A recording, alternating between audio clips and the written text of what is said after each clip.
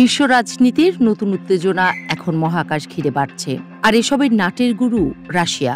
অন্তত এমনটাই অভিযোগ পশ্চিমাদের। ফ্রান্সের প্রেসিডেন্ট ইমানুয়েল ম্যাক্রো তো বলেই বসেছেন, পুতিন নাকি মহাকাশে পারমাণবিক সক্ষমতা তৈরি করছে। রাশিয়ার ভাষ্য অবশ্য একদম আলাদা।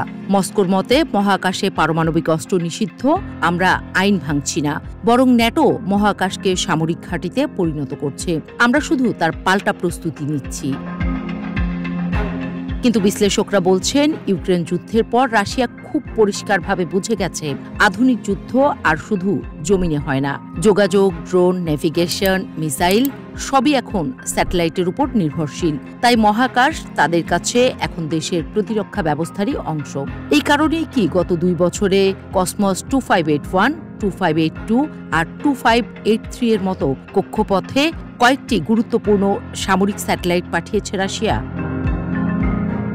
পশ্চিমারা এগুলোকে রহস্যময় বললেও রাশিয়া বলছে এগুলো স্রেফ ইন্সপেক্টর স্যাটেলাইট, যাদের কাজ প্রতিপক্ষ স্যাটেলাইটের গতিবিধি নজর রাখা, নিজের স্যাটেলাইটগুলো নিরাপদ আছে কিনা তা দেখা এবং জরুরি সময় হুমকি শনাক্ত করা। কসমস 2583 থেকে যে ছোট্ট বস্তুটি আলাদা হয়ে কক্ষপথে ঘুরছিল, সেটি নিয়ে পশ্চিমাদের সন্দেহ আরও বেড়েছে। কিন্তু রাশিয়ার দাবি ওটা কেবল পরীক্ষামূলক নজরদারি ডিভাইস, কোনো অস্ত্র নয়।